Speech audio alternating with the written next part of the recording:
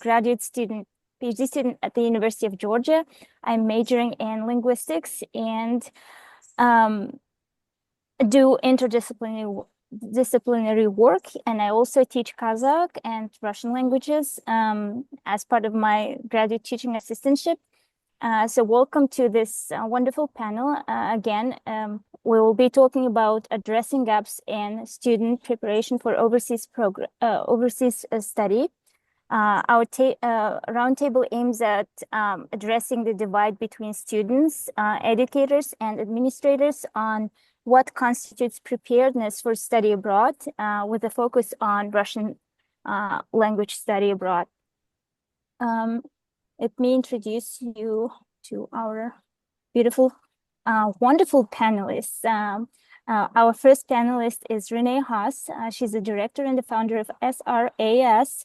Her topic will cover the changes in the study abroad process, fundamental changes for study abroad providers, and what can faculty do. Our next presenter is Max Shelton. He's a recruitment and outreach manager for American Councils, and his talk will be focused on the new context for Russian study abroad that may affect culture shock, adaptation, and language gains on programs. Our next speaker is Kiara Brooks. Kiara is a program manager for the Caucasus at SRAS.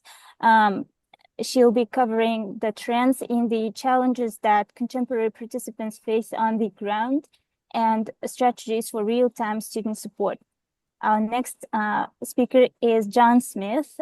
John is a resident director in Almaty, where I actually worked for nearly 5 years, and I know that John has an extremely interesting and difficult position, and he'll be sharing with us the insights from managing expectations and helping students remove barriers.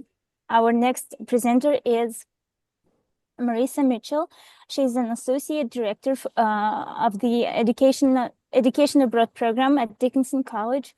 Her presentation will be focused on trends from a U.S. study abroad office's perspective and the necessary preparations for students applying to language immersion programs.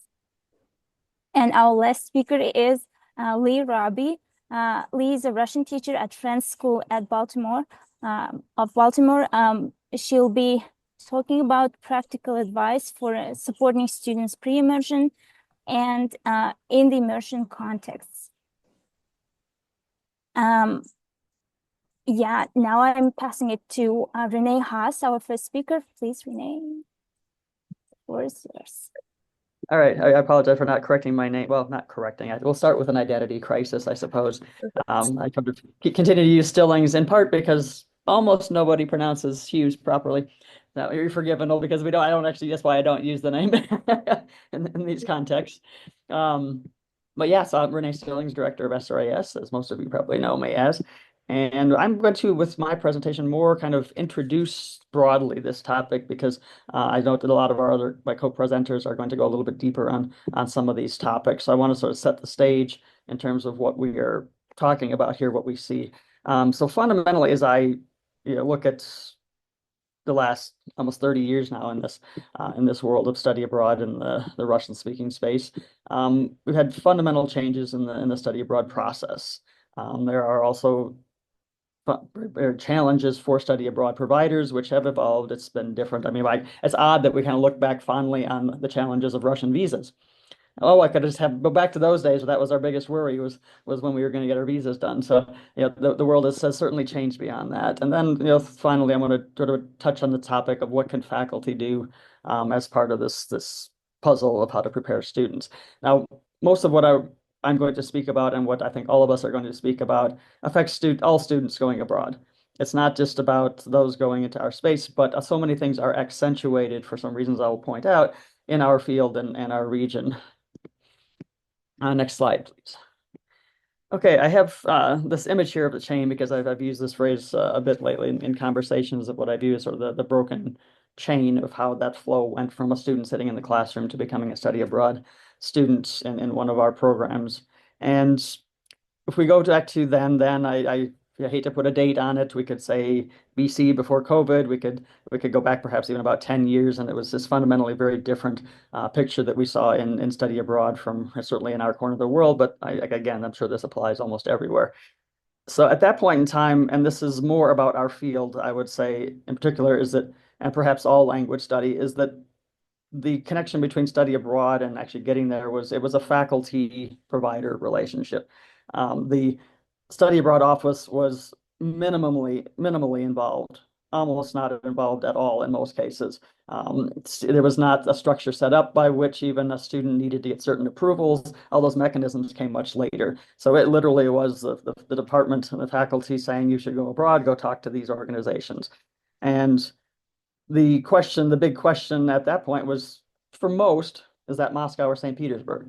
That's about as complex as it got. The vast majority of those on the front lines teaching Russian were probably from one of those two cities, or they did their research or study abroad themselves in one of those two cities, and so therefore had some, leanings one way or the other. That led to a very real interaction. It was an experience that could talk with authenticity about those locations, say, hey, you got to do this when you go there, make sure you do this. This is, there was almost an immediate sort of advisory role, preparing the student for that specific location where they were going. So, that was, and I tell students even that now, that life was quite simple then. I study Russian, I'll probably go study abroad in Russia, for most.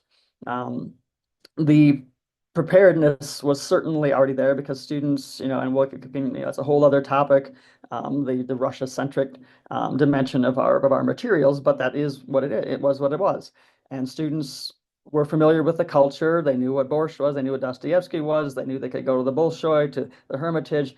There was a mental preparedness. They had images in their head of where they were going. They had studied the culture. They associated the language with the culture. There was just a different level of preparedness that just came naturally.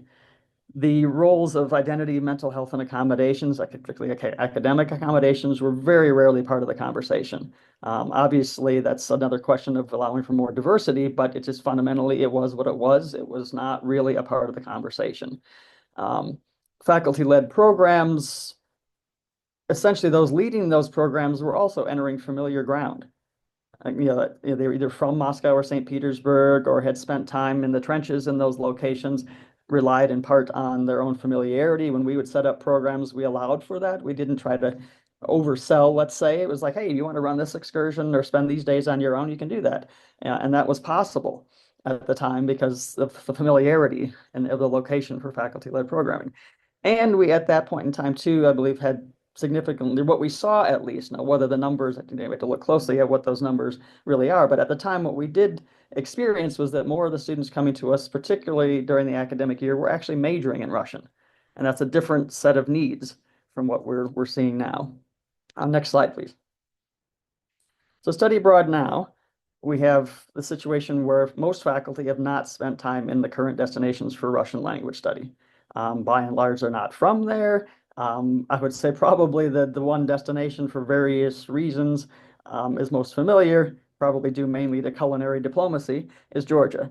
So even if somebody has not been to Georgia, there's already at least a picture and this, light up smile, wonderful food. I can say positive things about it. Or in the case of people who are from the post-Soviet space, that's probably the one place where they can say, oh, I spent every summer on the Black Sea, wonderful, warm, fuzzy feelings. I can talk about it.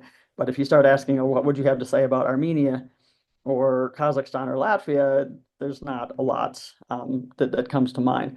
So we have this lack of familiarity, which leads to lack of authenticity in the conversation in many cases.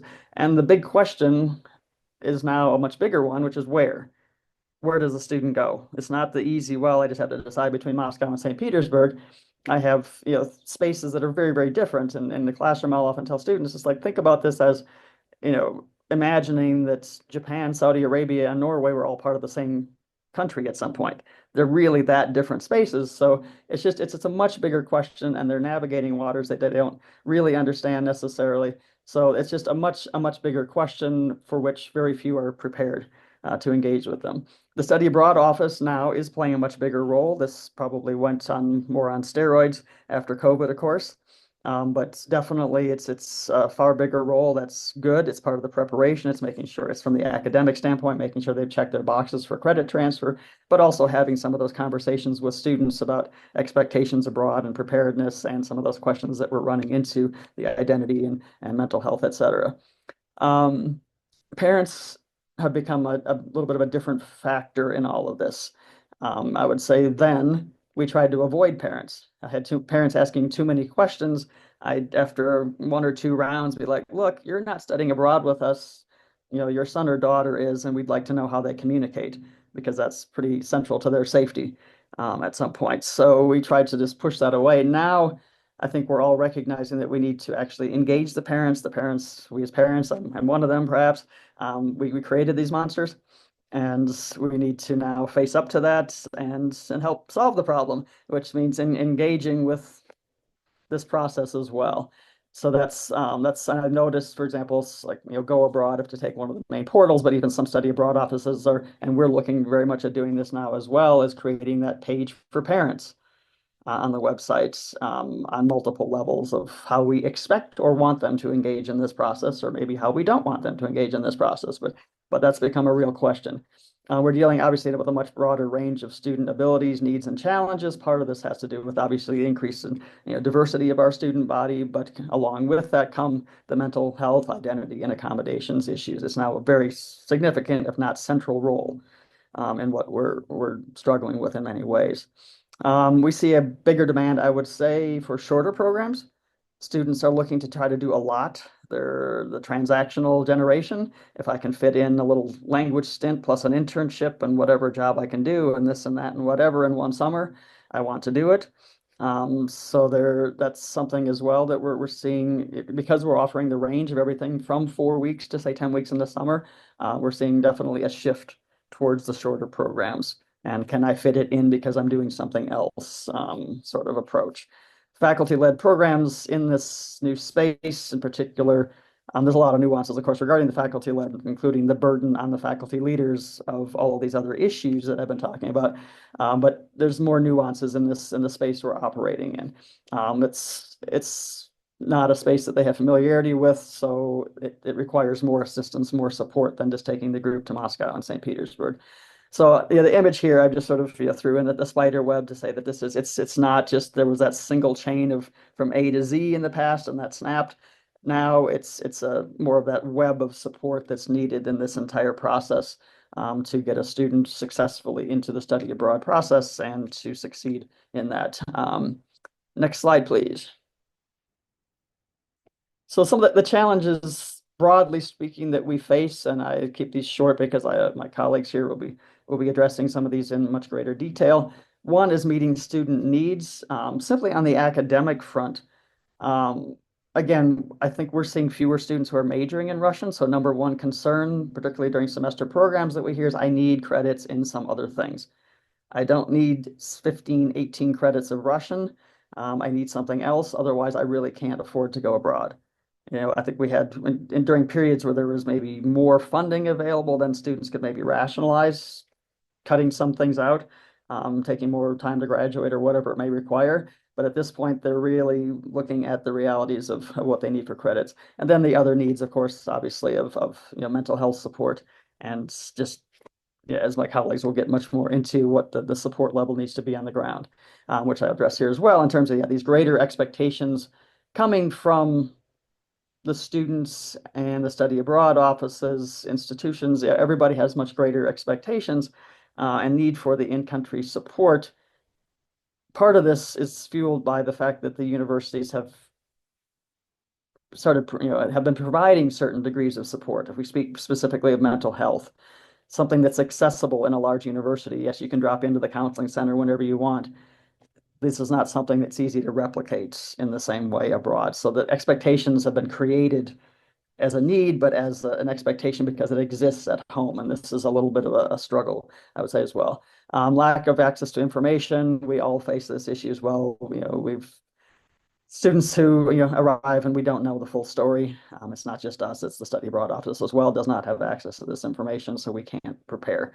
Certain hands-tied situations. It's difficult to describe this, but there are situations where you're like, this is just not a good situation. The student shouldn't be here, but you don't have a clear avenue as to how to solve it. Without everybody just feeling like, oh my God, I can't do this because somebody is going to call their lawyer. Or, and then we all know this, it's unspoken. I see it in the responses from universities, the non-answers. It's like, what do you do? Ultimately, this all affects costs. Sound familiar?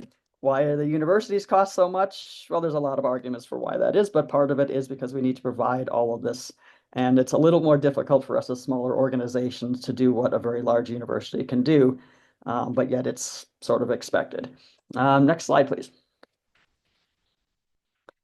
What can faculty do in this question and in this equation? And I think here we just want to really narrow in on preparedness for studying abroad in our space. So one, there is a disconnect between the study abroad advisors and the Russian language classroom. I don't see that it's in very rare cases where this is a strong connection. That needs to exist. Those who are teaching Russian need to understand the process, bring them into the classroom, start the conversation very early. Invite us as providers to the classroom. Max and I and like our colleagues are running around all the time. We are on the ground in these spaces multiple times a year. We can talk about it with authenticity. So let's take advantage of that. We're willing to zoom in, come physically, you name it, and try to get students excited about these spaces, and so they can understand that this is not like a consolation prize that they can't go to Russia. It's like, no, this is an opportunity. Take advantage of it, and this is why it's an opportunity. Visit the region yourselves in some way, shape, or form. We're running a site visit to 3 locations this summer. We do these inexpensively. Just get to the region in some way, research, conferences, otherwise take a vacation there, go enjoy the Georgian food and wine. Somehow just take the time to get to know the space. Ensure visibility of study abroad options. This is not very clear. Max, I think, will talk about this a little bit as well. It's just these websites are a mess. Some of them still say St. Petersburg and Moscow on them. So make sure that students are aware. Encourage early individual conversations about study abroad. Have that conversation with students. It does require early planning, particularly if they're double majoring and are concerned about their other classes and how this all fits in. Have that conversation, get it on the table early on. And last of all, take advantage of our family of websites where we're continuing to have students write about the region. Obviously, we've diverted a lot of that attention to the new spaces and writing about what it's like to be a student and explore these new destinations. Okay, I think that was my last slide, and probably I ran over a little bit, so let's move on to Max. Thank you so much. Now I'm gonna. Okay, and I think Lee is actually pulling some strings to give us a little bit of extra time, but I will still do something that I don't do very well, which is to be succinct. I'm going to talk a bit about the context for studying overseas, studying Russian overseas, as it has changed significantly since 2022. So to talk a little bit about where students are coming from or coming at this question of where do I go and what's it going to be like. So we can move on to the first slide. Where I want to talk about the state of the field really briefly. Currently, as of 2021, there were 17,000, around 500 students enrolled in Russian language courses in U.S. higher ed. This is a 13.5% decrease since 2015 and nearly a 30% decrease since 2009. Now, that is a bit scary. We look at a 16.5% overall decline in foreign language enrollments, and we think, goodness, the field is going to the pits. But it's actually not that bad for Russian. If we can move on to the next slide. It could be worse. So if you take a look at these other languages here, some of them are suffering significantly more than Russian, which is actually relatively stable.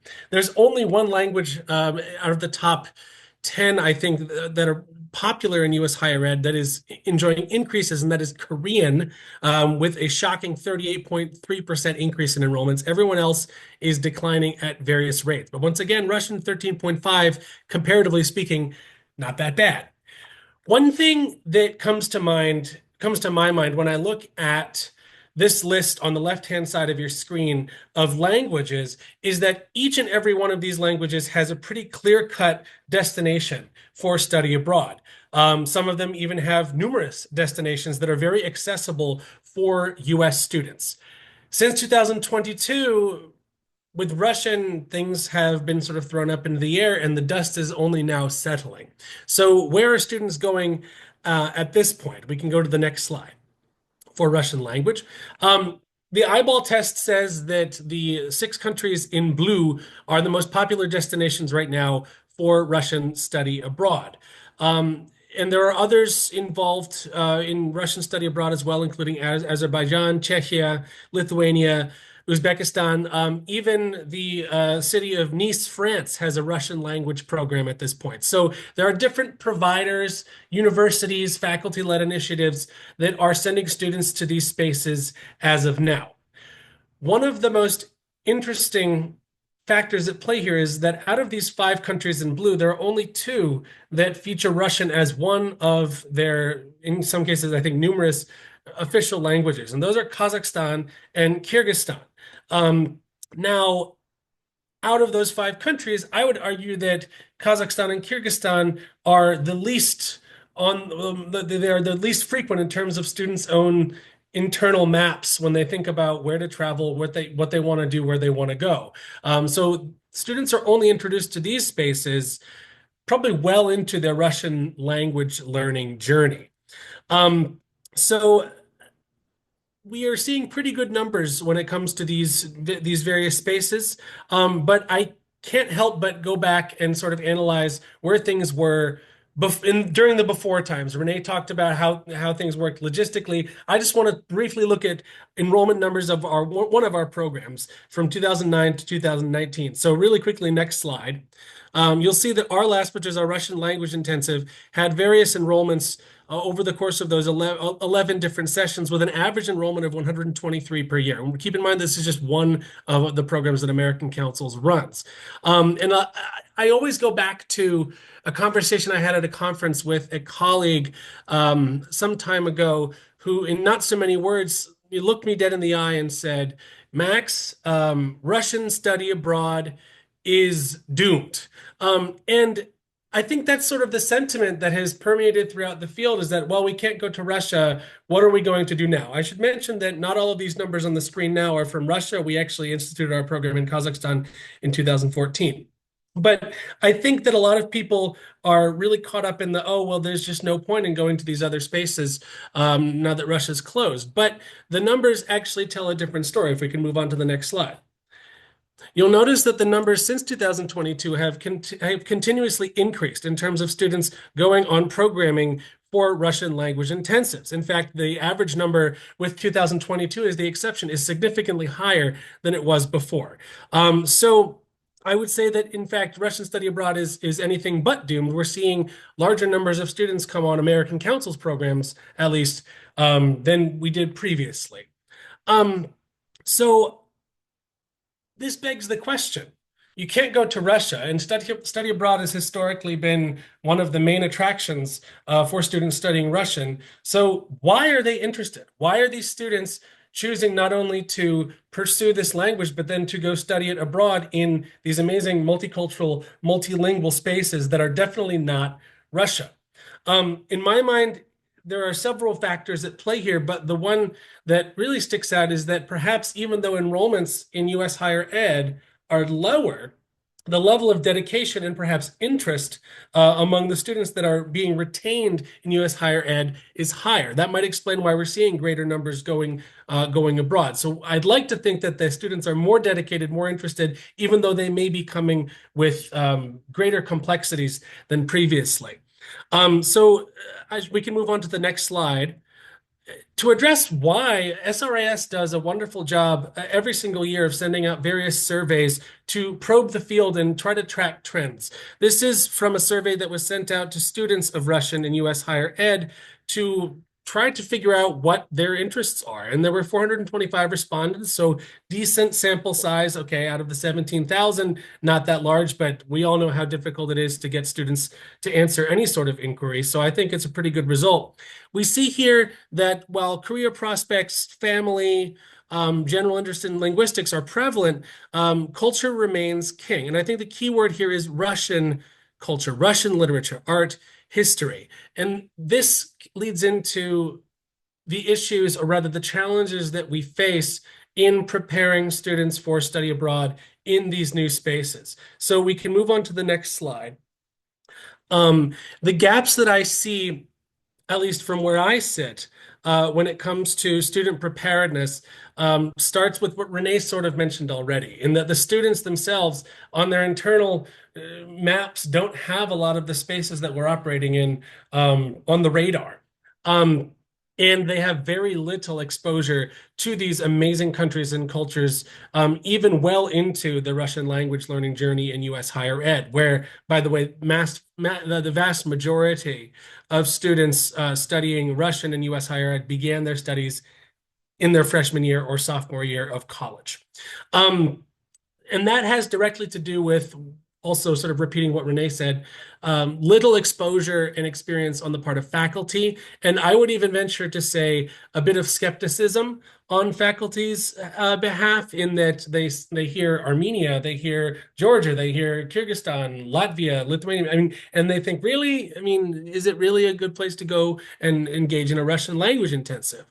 Another factor at play, of course, is the study abroad office, who might not look at things with skepticism, but might look at the map and zero in on a place like Armenia and see that Armenia borders with Turkey, Iran, Azerbaijan, and some strange far-flung place called Georgia, and they might just pass on the opportunity to engage further because they make the assumption that this place is dangerous due to its geographic location. So these are different factors in terms of experience and expertise in these new spaces. Another factor I would say is preparing students for adjustment from their campus life to life abroad.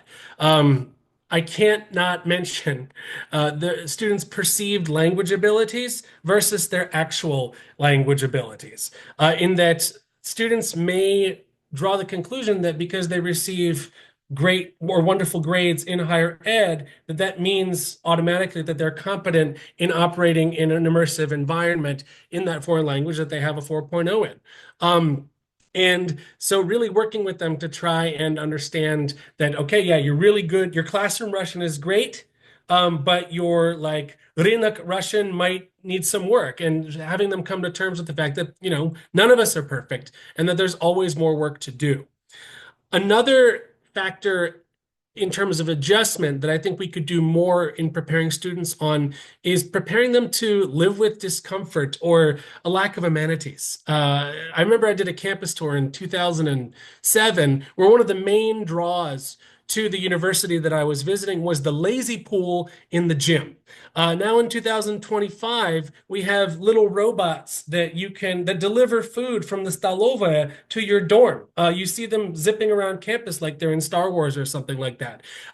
Every campus cafeteria has gluten-free and vegan options. There are safe spaces, and students become, no doubt, accustomed to this sort of, I would say, resort style of living on US campuses. And we all know that Central Asia, the Caucasus, and different parts of Europe are a bit different.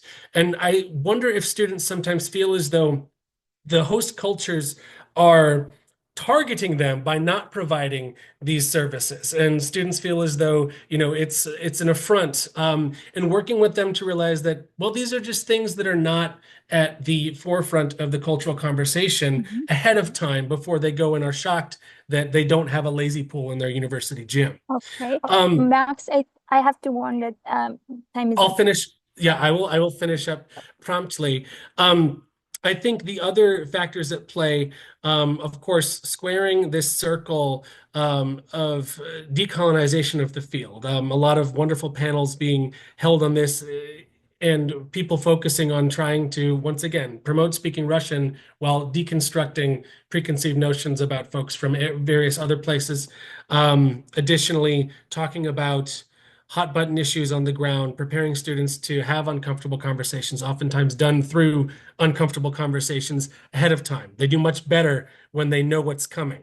And it would be a service to the field if we did more of this, adjusting to gender roles, the idea of nationalist, etc. So with that, I do have another slide of solutions, but I think we can save that towards the end. We'll wrap things up. If there are any questions, happy to receive them via email or social media, whatever works best for you. Thank you so much. And our next panelist is Kiara Brooks. Take it over. Thank you. And yeah, Max, you pretty much just leading straight into some of the things that I noticed on the ground as a program manager with SRAS. So I've been in this role and serving in this capacity for about a year and a half now, I think, Renee. But before that, I was an educator and I worked with high school students, middle school students. So I have long worked with students. So definitely passionate about it. But I just wanted to give first, before I go into some of the challenges that we see, a little bit of what I see in a couple of weeks. What do I do for my job as a program manager? So, for example, I crafted a budget for a week-long trip to a neighboring country. I assigned course numbers for students, normal administrative things that you would expect from a program manager to do. But I also have some other things that I have to do during the weeks that I'm with students. So, for example, recently I helped a student craft an itinerary for their family to visit the wine region of Kakheti because they didn't know exactly where to go. And they couldn't read some of the cultural things we had online. Directed another student to find where was tissue in Tbilisi, where could he go to find a dry cleaners, and also where could he find pens, which seems really simple, but they still needed help kind of navigating something like that. There was another student who I helped send an essay on their behalf because of the fact that they, even though the professor's email was on the syllabus, they had a hard time, sending it, and they didn't really know how to talk to their professor about it. And assist another student who was having difficulties with a best friend at home. I say this not to complain about my role. I think the role it's always been a people-to-people type of role. It's helping students. But I wanted to kind of cover it just because it shows how the role has evolved from an administrative position to more of a, let's say, quasi-parent relationship, which I think even educators in the classrooms, professors, they can all agree that this is how things have changed in terms of our relationship with students. But it's particularly difficult when we're talking about things in a country like Georgia or a country like Armenia in our regions on the ground. So next slide. So particularly, these are some of the emerging themes and challenges that we have to deal with on the ground. The first one being decreased independence and self-efficacy, shift in communication norms and expectations, and of course, something that we've already touched on a little bit, heightened mental and emotional support needs. And so all of these, I would say, are pretty much central into why we're seeing more challenges for the students. And for each of these, I'm going to talk about specific challenges, some of the things that we're already doing on the ground, and also some suggestions for growth. And as Renee had talked about, now our situation is not linear, it is more of a web. So these are some of these suggestions that are going to be probably more for professors, both here and at home, study abroad offices, and even for staff like me on the ground. Okay, next slide. So I want to talk about first the decreased independence and self-efficacy. It's something that I do see a lot, especially after COVID, especially with the changes in technology that we have. One of the main challenges that I see is that students are less inclined to explore or problem solve independently. Back when I was traveling abroad, when I was first traveling to Russia 10 years ago, not even a full generation ago, there was a lot of, let's just go do it, let's go figure it out. Whereas now the students are expecting me to curate a map of their study abroad adventure for them. They don't create their own adventure, they want it created for them in a lot of ways. And this leads into over-reliance in some cases on staff for logistical support, emotional support, et cetera. So I have a lot of interaction with students on top of my other requirements for my job as well. Then there's also low confidence in performing everyday tasks on the ground. Sometimes that this has to do with their language abilities as well. They might have a lot of, as Max, you pointed out, they have a lot of confidence in their grammar, for example, because that's what they do at home. But when it comes to actually working and operating on the ground day to day, they're not as confident in that. So therefore, they're less likely to try to do those things by themselves. And it means that we often have to step in for them as well. So some of the current strategies that we are employing to deal with that, we do actually make guides and things for them. We do spell things out, restaurant lists, where to go, where you can speak Russian, where you can't speak Russian, et cetera, how to do this, how to do that, et cetera. It also means that sometimes I am actually being more involved in terms of attending events with the students, bringing them to spaces, modeling what to do in certain situations. And so before their study abroad, then when I was studying abroad, for example, was more so about like, okay, it'll be trial and error, I'll do it myself. Whereas now it's kind of that I have to actually model it. However, I think that there is a lot of room for growth in this area, and we're talking about before the students even leave their home institutions, what are some things that we can be doing? And I think that one of the first ones is encouraging community building prior to arrival.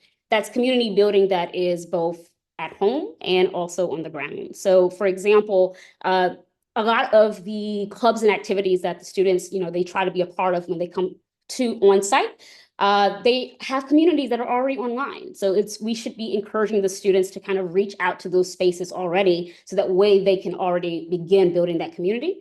But also something that I find really interesting is that students will ask me, well, where can I practice Russian in Philadelphia? Where can I practice Russian in some random place in Wyoming? And I always find it curious because I say, guys, I don't live in Philadelphia or Wyoming. So also just encouraging like the people who are in their Russian departments to maybe, introduce them to some places back home where they can be also building that community too. Continue to create low pressure speaking environments like Russian teas. I see a lot of universities do this, but I think that it could be more employed back home and also here on the ground. Help students practice problem solving through simulation, and prioritize more speaking in classes with emphasis on living language, using vocabulary that is the basic vocabulary that we need to order a drink, order food, go to the mall, etc. And also involving past students in creation of materials and tips and tricks, so that way they can say, okay, these are the problems that I had, and this is how I fix them. Sometimes it's easier for students to understand it from another student versus from me, for example. Next slide. There's also a big shift in communication norms and expectations. Students often now have the expectation that there are going to be clear-cut answers and outcomes for their interactions with locals or even from their interactions with me. And we know that in places like Georgia, that just doesn't always happen. There's a lot of ambiguity from day to day. And also because of the students sometimes don't have a lot of risk tolerance. We talked about that trial and error learning. They're not always willing to do that.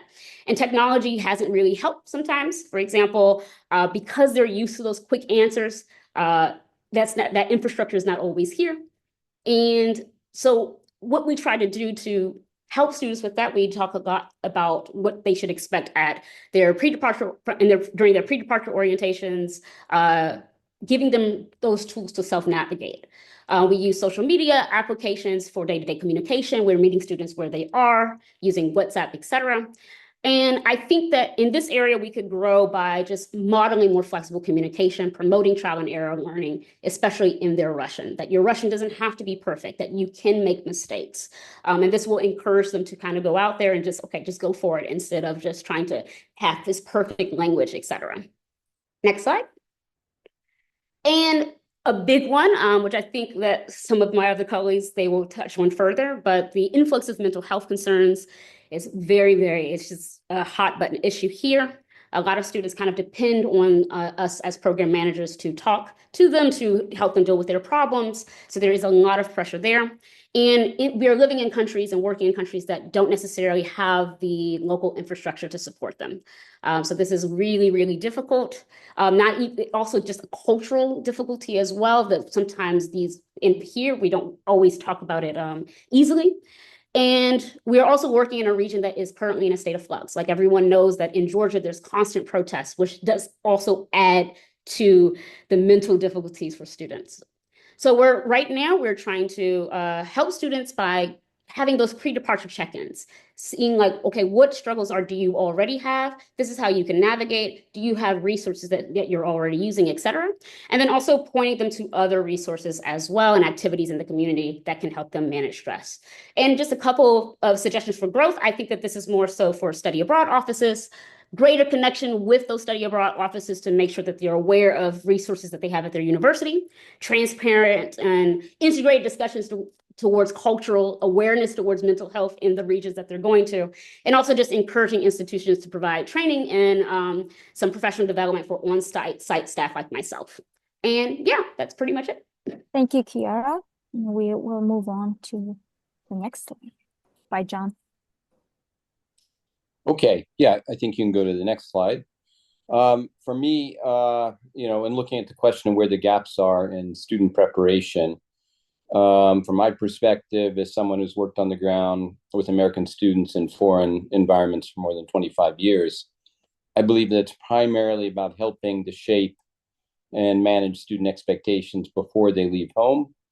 And of course, once they get there, and also about helping students and study abroad staff understand and find strategies for dealing with barriers to language learning in a study abroad setting. So let's look first at managing expectations. I think that a successful experience is in part dependent on expectations being congruent with the reality of the environment in which the students will be functioning. And so our focus needs to be on helping students adapt to that study abroad environment, as opposed to looking for ways to get the environment to adapt to the student expectations. Now, when I say environment, what do I mean? It's not only the foreign culture, but it's also the difficulties associated with second language learning in a non-American academic setting. And this touches on a host of other issues that arise that few students on the ground, few students or ground staff are aware of, and therefore unprepared to deal with. So this can include differences in assessment, student-teacher interactions, student-student interactions, privacy and perceived invasions of privacy, and the roles that students play in co-managing their academic experience. So if we trying to get the environment to adapt to student expectations almost always fails, in my experience. And helping students to adapt to the study abroad environment is more difficult and requires a deeper understanding of the nuances of language learning in a study abroad environment, which fewer and fewer of those who are tasked with preparing students before they leave home have. Yeah. So this raises the question: how can we help those in the USA who are tasked with molding student expectations to achieve this deeper understanding, so that they can better prepare students while they're still in American classrooms or at PDOs? So I'll provide a few thoughts on that in just a few minutes. So back to we'll stay here for a few minutes. And so the second gap, in my opinion, is what I would call a systemic blindness of the barriers to language learning that are unique to a study abroad setting. And so what are the barriers? Well, they're rarely, in my opinion, in my experience, linguistic, and almost always grounded in, among other things, unconscious psychological processes, group dynamics, unfamiliar and new meaning systems. Students are unable to function on their American autopilot. This limits resources that could otherwise be utilized in learning. So very few of us working in study abroad are trained to work with these issues. Most of us come from a background in academia and language learning. Most of us don't even know that these barriers exist, right? So because of this, it's not uncommon for ground staff to go into the field unarmed. And without these required skills, we're powerless to help students work through a number of issues that act as barriers to what I would say deeper learning. So, and this is all important because these issues tend to deplete cognitive and emotional resources that make it difficult, and in some rare cases, even impossible, to focus on language learning. Okay, so this can lead to the question: what can we do to help those working in study abroad acquire these skills? And if we look at staff preparation, when I say staff, sort of the big staff in our individual organizations and universities across the board. So we tend to think that knowledge of the target language and the host country culture is enough, but it's not. Working with American students in a study abroad setting requires a unique set of skills that not everyone has. So how do we deal with this? I think that a few ideas, more training, and I think as Kiara said, professional development is an absolute necessity. Okay, this starts with becoming aware of many of what the relevant issues are. How can we do that?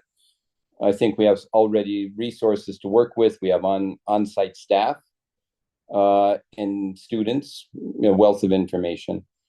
But I also think the regular professional development can benefit not only on-site, but American-based staff in study abroad organizations, study abroad staff at U.S. universities, as well as those who play a role in shaping student expectations, and thinking mainly of teachers.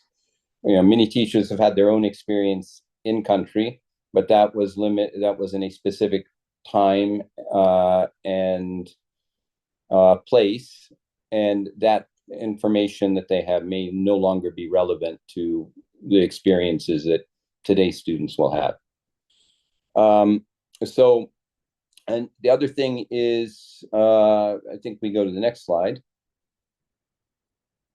We're often focused on the student, and I'm convinced that the student is not the problem and therefore not the solution. But we tend to look at the student as a problem, and how do we fix the student? How do we change the student? Okay, so since I started working in the 1990s, study abroad has changed drastically. And our country, America, has changed drastically. Yeah, so everything has followed from that. Yet many in the industry are still embedded in approaches that haven't kept up with the times. So I sometimes feel that the industry is struggling to understand what study abroad has become. And I get this even just from talking to professors who teach Russian, students who come and share their stories that professors have told them. Yeah. So, but ultimately, all we have to work with is our experiences, which might no longer be relevant. So, we think the problem is today's student, but I believe it's the entire American socio-cultural paradigm in which we're all embedded. And so to find solutions, I think we need to be willing to go outside the box that we're working in, to reframe existing approaches to managing study abroad programs. Yeah, it can really serve us well to self-reflect collectively and ask ourselves, are the current approaches helping or creating a new set of problems to solve? And depending on what we find, we might need to be open to embracing regular updates of our, what you might call, institutional operating systems. And in some cases, upgrade to an entirely new operating system. And these are not easy things to do, yeah? But we're often stuck in approaches and protocols that are no longer relevant. And the context in which we in America operate changes every month, every day, every month, every year. And we need to be able to evolve with it, not only to evolve with it, but also to apply how we work with whatever those changes are as we evolve, to apply it to how we work with students in a study abroad setting. So that's all from me. Thank you so much. And we'll move on to our next slide. Next presenter. All right, thank you. Marissa Mitchell. Yeah, thank you, everyone. It's been great to hear from my fellow presenters. And so I will keep this as brief as possible, but really just coming here, bringing a little bit of that U.S. study abroad office perspective, because it is such an instrumental part. And we are seeing these trends on college campuses and how that is impacting our students when they do go abroad. And what are those things that we can control preemptively? What are the things that we can do working collaboratively with our on-site colleagues? And so just kind of overarching trends that we are seeing on campuses. And I will say this is, of course, coming from a small liberal arts university perspective with a large study abroad percent of our students studying abroad. And so of course, this is one perspective, but trying to keep all of those trends to things that we are seeing, not just on our college campus. But as my fellow presenters have already alluded to, we are seeing on campus as well as abroad an increase percent of students who have mental health concerns and all of the implications that that brings with them when they go abroad. We also have a growing, more diverse student body. And so that brings a great richness to the study abroad opportunities. They bring a lot of their own cultural capital with them on their study abroad experiences, but that also has a lot of layered impacts as they prepare for their study abroad experiences, how they interact with their peers when they are abroad, how they navigate with their host community, and how they assume they are perceived, as well as how they actually are perceived. There can be contrast within there. We also have a growing number of students who identify as LGBTQ+. And so, especially with our students studying languages where maybe those identities may not, may be negatively perceived, or there may be certain elements of their identities that may be illegal in the local context, or access to gender affirming care may not be possible. And so how do we encourage those students to navigate their academic interests as well as protecting their own physical and mental safety? And I'll touch on that later. And then also just in the last couple of months, growing changes in how students navigate the current US political climate. You want to go to the next slide, please? And so this is really just a snapshot. I always appreciate looking at the Healthy Minds Student Survey, which is conducted across college and university campuses every year. And this is just a snapshot of those reports. And so 41% of students in the 23-24 survey reported some symptoms of depression, 36% reported symptoms of anxiety, and 14% reported suicidal ideation in the past year. So this is also, while this is a snapshot of students while they are on the US campus, these are also the same students who are then preparing themselves for a study abroad experience. And so how do we, as a study abroad office, help them navigate that, prepare them, and also support our colleagues who are on the ground, who are supporting these students without that full university, college, campus support.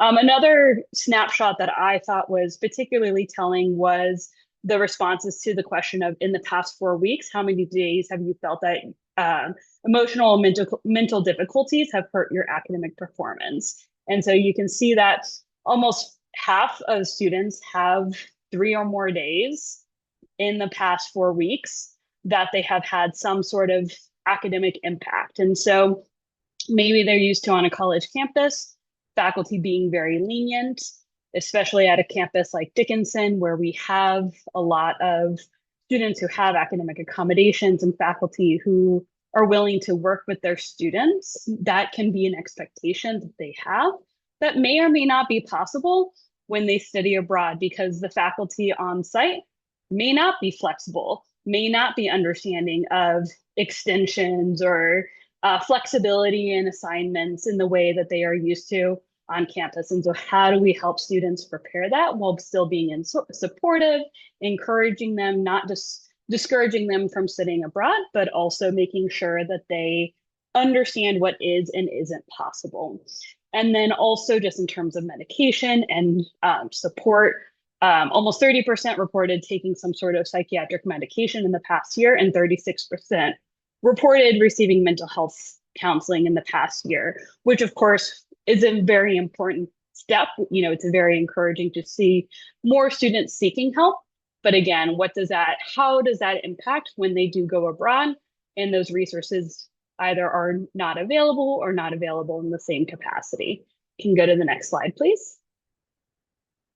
All right, so the other element is really looking at student identities. And so we have a growing, more diverse student body who is now studying abroad, and studying abroad in locations where they are doing language immersion, language study. And so one of the challenges that we are seeing recently is looking at those mental health resources. So we are seeing a growing number of students seeking mental health counseling. In the US, there has been a growing trend of really looking at identity-based resources. So maybe a student finding a mental health counselor who specializes in LGBTQ issues or specializes in working with people of color. And so feeling like they have those resources where that aspect of their identity is impacting their mental health. And so if they have kind of established that care in the US, those resources are not going to be available, and definitely not available in the same way when they are abroad. And so how do we help prepare students to think about, yes, you may have access to a mental health counselor, but maybe not in the same way that you are used to on your college campus. Another challenge that we are seeing is helping students navigate. And when there's a challenge between physical safety versus mental health. And so maybe a student can be physically safe if they are LGBTQ, if they choose not to disclose their identity while they are studying abroad. That can provide them with a certain level of physical safety, but at what cost to their mental health? And so helping students navigate that, you may have to make choices, but while still encouraging them to, they know themselves better than others. And so how do we help students make that choice? How do we empower them to understand where those two may conflict? And sometimes it might be helping students think through which is the right program for them. And then another area is really looking at how they might be perceived in their host community and how might they assume that their identity will be perceived. And so one thing that we have especially seen recently with the US political context is students having an assumption of maybe their host community just having a conversation, asking questions about the election. But because in the US, their identities can often be so intertwined with their politics, just a political conversation, a political discussion can feel like a personal attack to their identity. So how do we help those students navigate that conflict and challenge? Next slide, please. So what are we doing and how can we help bridge some of these gaps? So one way that we have approached this is really looking at inclusive advising to encourage students to disclose early so we can have these conversations, encourage open communication. We also support peer-to-peer advising, looking especially at those identity-based conversations to help them talk with peers who have gone through the same program as them, who have navigated these things, because it's one thing for us to share that, something else for them to hear that from their peer. We also have a getting to know you questionnaire in our application where we talk about identity-based resources to get them to share their information with us so that we can then equip them with those things. Another thing is looking at insurance. So we have intentionally looked at expanding our mental health resources so that students have access to up to 15 virtual mental health appointments while they are abroad. And so really encouraging them to take advantage of those resources, whether it's a stopgap until they can get those resources while they're abroad, or looking at what is maybe just filling that gap that's not possible. And the other thing that we do is really look at building in these conversations with all of our students. So it's not just the students who disclose to us, but planting those seeds even while they're just in that general pre-departure orientation. And I know I'm getting short on time, so I will just, on the last slide, just quickly, if you want to go to the next slide there. So the last thing that I just really want to say is really looking at how can we set realistic expectations, knowing that no matter what we do, we can communicate this until, we're, out of breath, and there's still going to be a contrast or a disconnect, but planting those seeds, encouraging students to think about that is really important. So I will pass it on to my colleagues now. Thank you. Thank you so much. Now, next. presentation is by Roby. Please take it over. Yes, since we're talking about so many difficulties with students, I just wanted to put up a lot of happy pictures so that we can see that we do have students studying abroad happily. And I also it chose pictures where students are engaging with peers in the host country and speaking Russian and enjoying it. And I will say that as I do this, oops, I'm not able to, oh, I'm not able to advance the slides, right. Next slide, please. That I have a particular instructional context that's going to make this much simpler in my situation, but I have tried to describe how I do it and then how that might be applied beyond myself.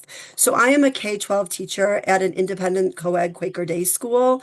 And we have a grades 6 through 12 proficiency-based program. I am the teacher for grades 9 through 12. So I have students I get them about novice mid and take them to intermediate high. Occasionally, a few get over the threshold either because they've done an SEY summer program or because they're heritage. I have small classes.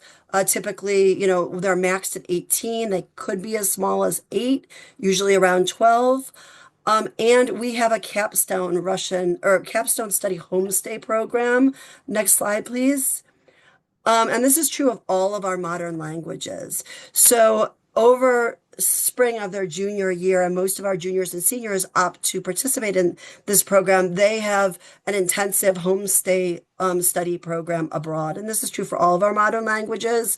We have them, they have a language pledge and language classes in the morning. In the case of Russian, I've done this recently with SRAS, and many of these classes are either experiential or they're tied to cultural activities that they'll do in the afternoon, where they're learning language in the morning to then use the language in the afternoon, either in preparation for an excursion, a cultural activity, or a language partner meeting. I do have a variety of proficiency levels on these programs because I have both juniors and seniors. I try to get them all to intermediate mid before we go. I have a few stragglers always at intermediate low, and I have some already at intermediate high. So I am dealing with students who are more competently able to speak the language as well. Next slide.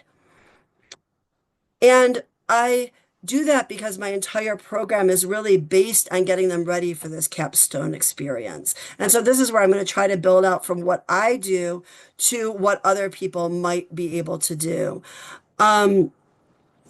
This is how I see successful immersion programs really fitting into 4 different categories, where the yellow and the orange be happening in the US and could continue there, but really happening in the US. I presented on another panel for intercultural competency training yesterday that was focused on the mindset development. And that's what a lot of you are speaking to, this difficulty with dealing with the current American students.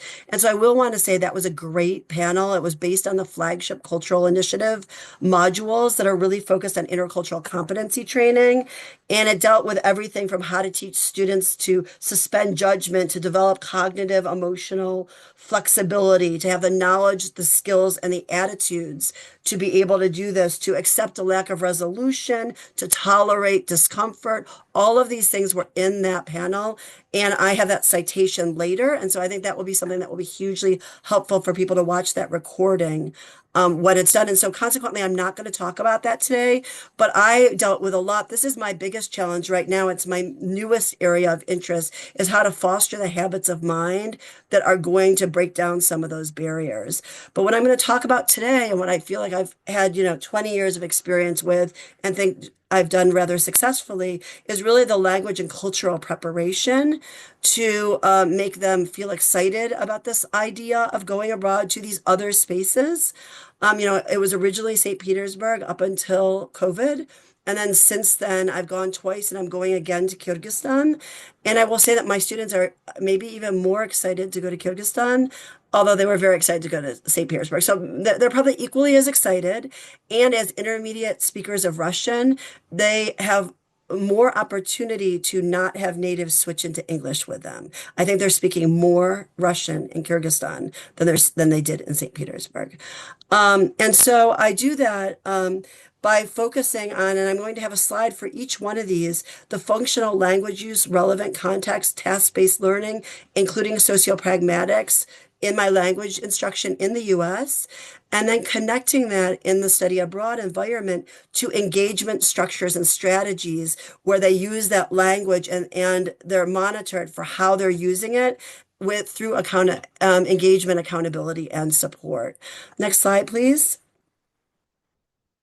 So the first thing is about the language and cultural preparation, and this is stateside.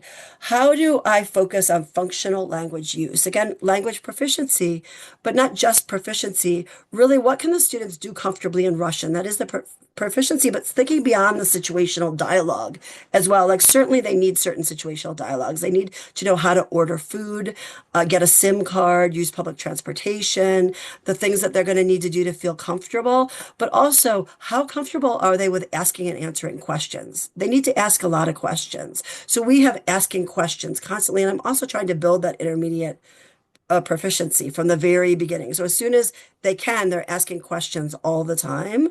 And then once they got the question and answer form, again, reaching for advanced, and they're not getting to advanced, but really focusing on telling stories, narrating in all time frames. And then I have a linked document here to expressing opinions and emotions. They want to be able to say how they feel. And for the relevant context, they are going to be in a host family. And for them to want to engage, they're going to be interacting with their host. And the first question always is, what did you do today? So getting them to be able to narrate, to be able to comfortably say what they did yesterday, what they did today.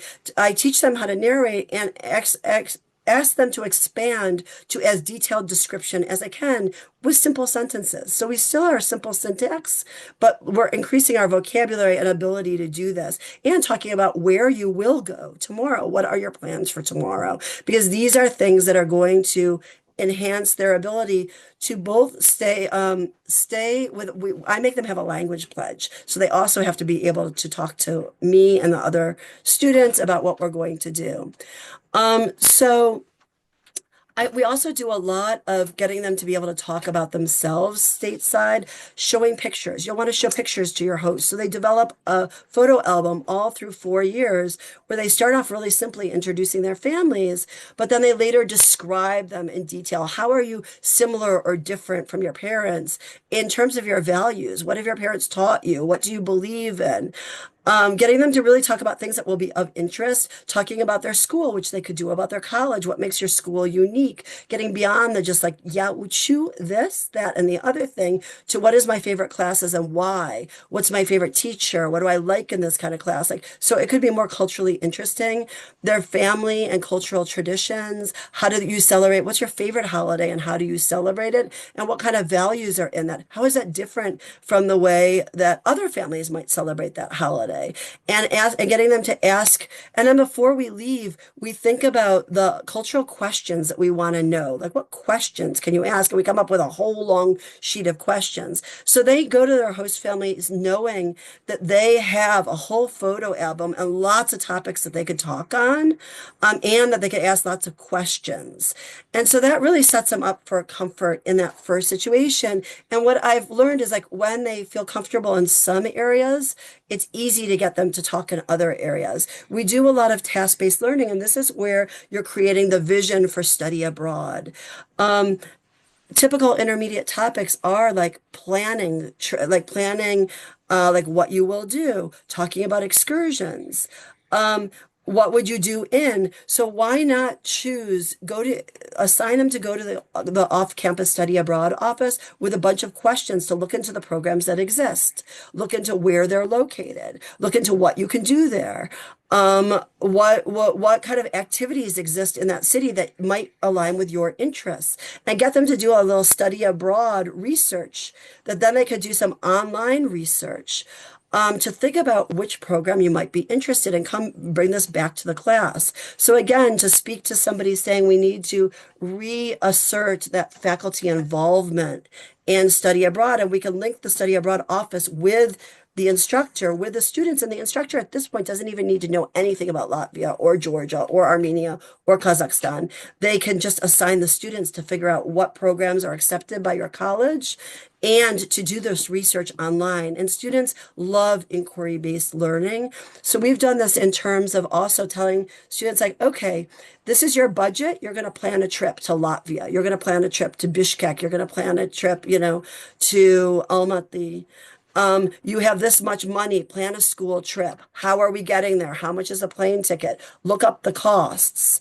You plan the itinerary, and then they're narrating in the future. We will go, мы поедем, we will go here, we will do this in this afternoon at this time, all the things that you need to do to talk about your plans and your agenda. And now they're doing it in these new study abroad locations. And actually at the end of that, we have this, we kind of have this like, which trip do we want to go on? Who did the best job? Which is the most interesting? And so it's this like they're taking notes while we're doing this and trying to decide where they want to go. This can be done in the pluses or minuses of different study abroad locations. As we were talking, their identity could come into play here. If you're LGBTQ, you're probably better off going to the Baltics than going to Central Asia. So these could be things that they create using your study abroad alum and asking them, what would you like to have known? And even getting them to come into class, because excited students make excited future students. As I'm teaching language, I always include sociopragmatics. Like when we talk about ikadva, and I say to them, Russians use your name a lot. It's like li, li, li, li. Or actually, that's what my husband does. Russians actually go li, li, li, li, li, li, and he overcompensates. And so the combination of the hard sound and the ikadva makes me say, what?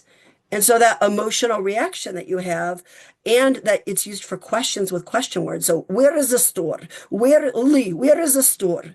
That sounds harsh. It's not harsh, it's neutral. So going through from the very beginning, here is a link to a how are you and how that's interpreted differently as a question by Russians and by American speakers. Next slide. So this is about the Lee, this is I think it should be the last slide, but we are run out of the time. We have 10 minutes left. And do we want to still okay, well, we actually all of the, let me go a little longer. We are all of the panels are going to 2:40 because we all started 10 minutes late. Okay. So I'll go quickly through the rest of these. So maybe I'll go like 5 more minutes and then we can talk. These are all resources for us. The first set of resources is content for education in diverse contexts. So you're noticing many things that we could be using to talk about, to educate ourselves on these new spaces.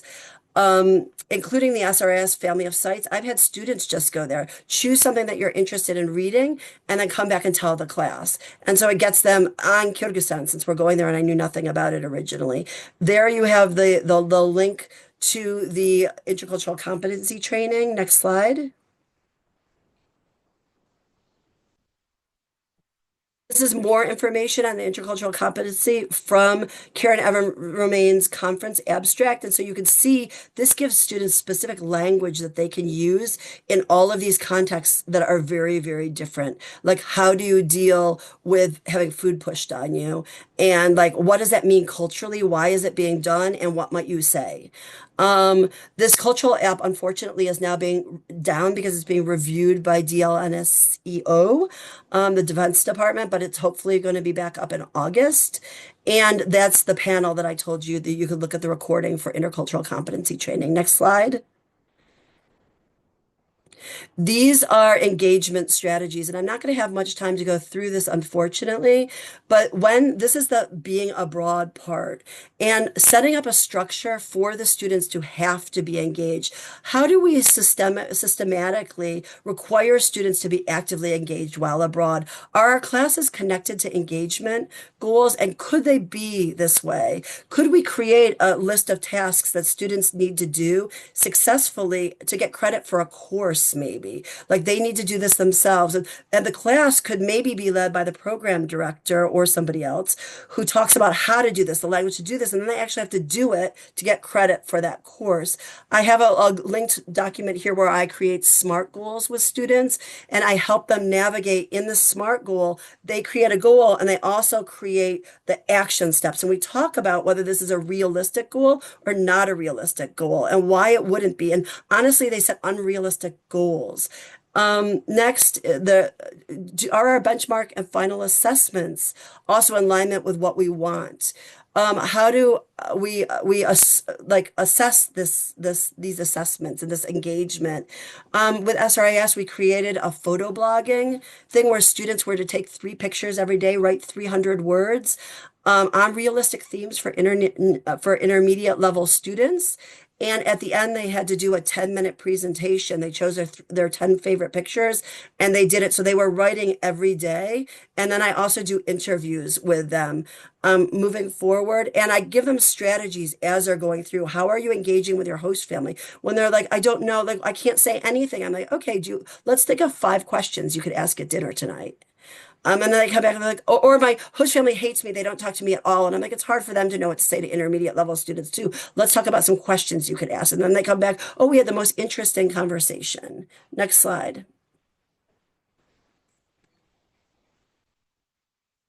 Here is, and it's linked here. Here is how I do the assessment. And it's a whole bunch of effort things, like how do you maintain the language pledge? What is your effort exerted towards enthusiastic interaction with Kyrgyz?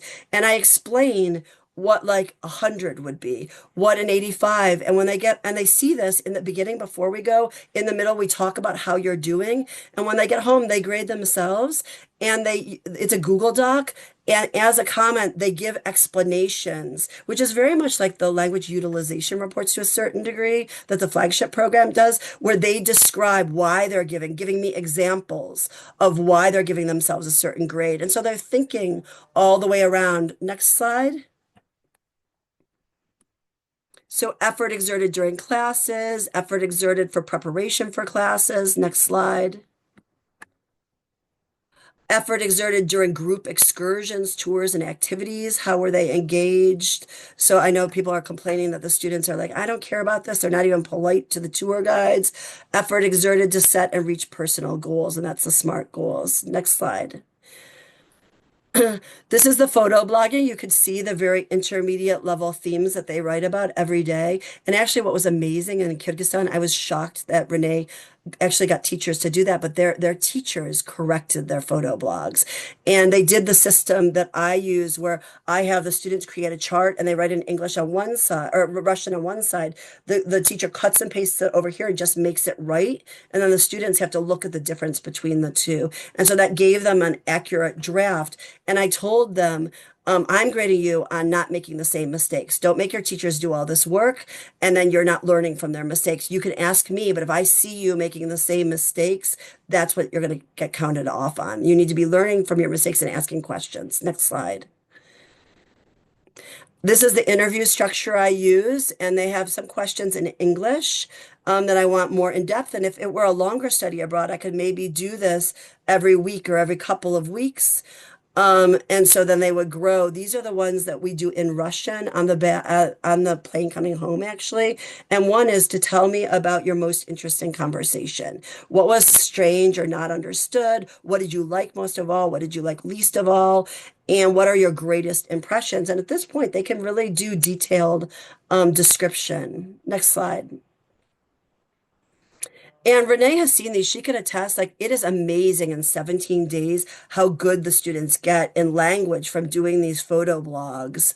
They really had very little time to prepare their 10-minute presentation, so they were speaking almost kind of spontaneously based on all this work they had done, and they did a great job 10 days later. And so this is the accountability. Everything needs accountability. How do students get their actionable feedback? How do they demonstrate improvement? You have to have progress checks along the way with actionable feedback, periodic interviews, as I said, frequent check-ins.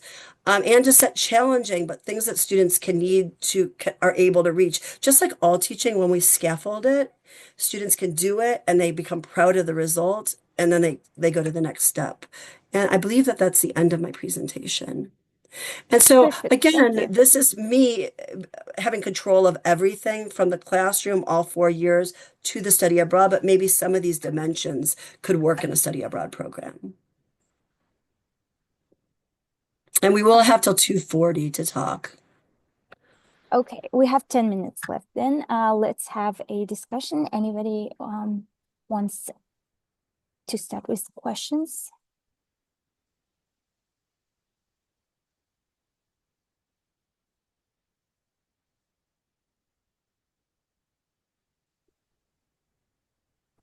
I'll jump in with one. I guess not so much a question, but a comment, I guess, in terms of Lee, I think what you were alluding to here in great part is a little bit what John was pointing out, is that we need to take control back of the process, like not catering to the student, but setting the structure and in a way that the student needs to fit and grow within the structure.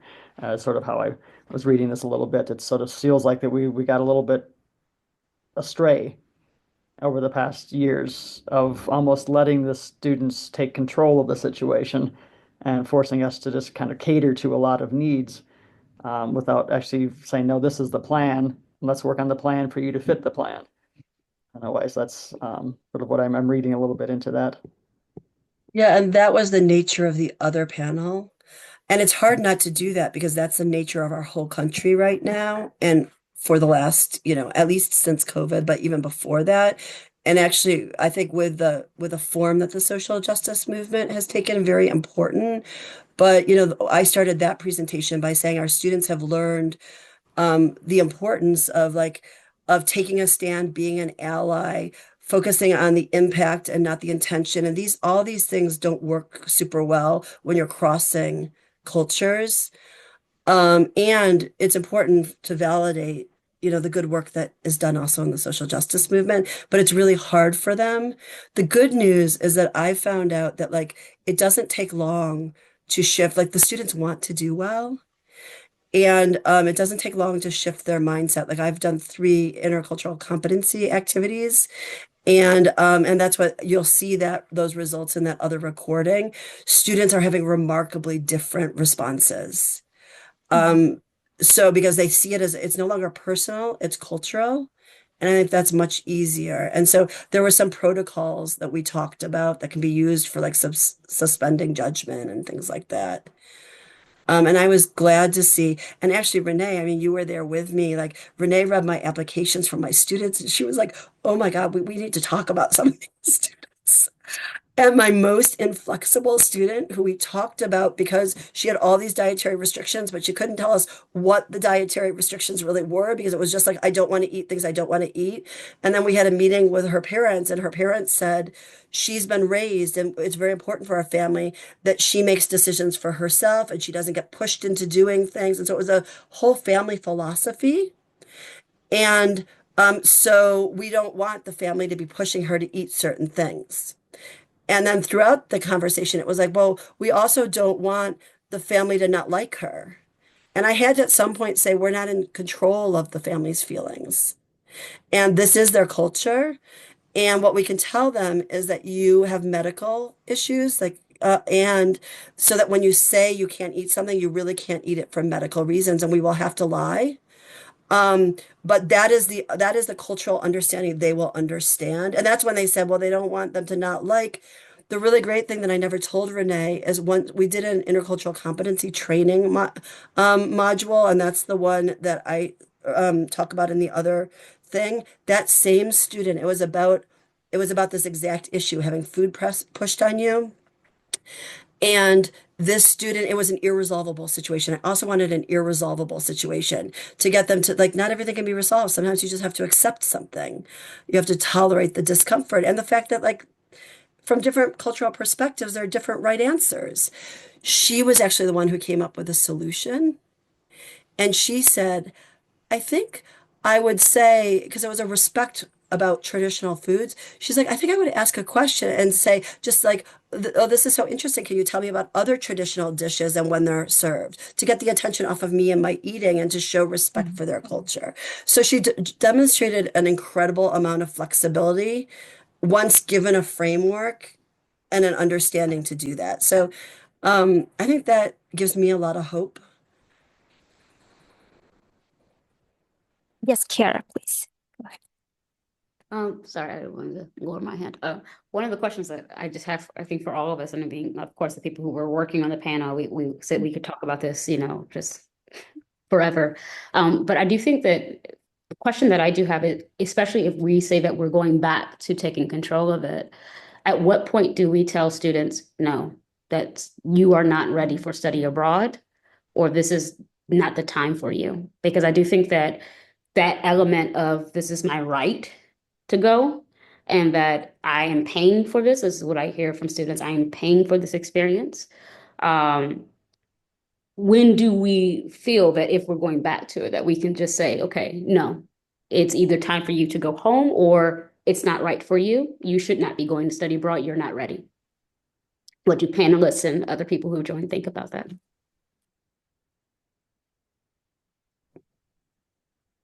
We kind of did come close to that. Like I had a student who was severely OCD. It actually has a really positive outcome. And I don't think Renee, you were on this, one of your staff members was on that. Really, really, really OCD to the point where he carried around Clorox wipes and wiped everything down around him. And so we had a meeting about, and his mother's first question is like, what accommodations can we expect in this situation? Because that's always the question. And the answer after emailing back and forth with Renee is like, really no accommodations because the families will interpret it this way and this way and this way. And then we basically said, I explained that to everyone, including his therapist. And he wanted to go so badly. I'll send you a rec letter I wrote for him. It was a total success. He worked for a year with his therapist, and now he could tolerate all kinds of different things. And I said, what's most important, and I'm like, especially for OCD, study abroad requires flexibility, shifting with the unexpected, not being able to anticipate all the things that are going to be really hard for you. And so when she said that, I said, there is no accommodation. Like I'm the support. And I'm like, we need to know that he actually can do these things and what are his coping strategies and that those will be okay coping strategies to work through that. And I actually met with his therapist twice, and he was actually one of the best students on the trip. So I do think, I think the more true, and Renee was really great that way. She's like, we have to be honest. Like, we have to be honest. And because ultimately it's not going to be what we want it to be for them. Like we can't lie and say it's going to be something else in the country. Marissa? Yeah, I think that is definitely something that we are discussing a lot on campus. And I think a lot of institutions are grappling with this and thinking, also looking at talking with our legal counsel, and I think every institution has different interpretations of how, what can we control, what can we not control? Yes, it is a privilege, but where are those places where we can deny students versus when we can't? And we, generally speaking, seem to have the approach of we can strongly encourage students to reconsider.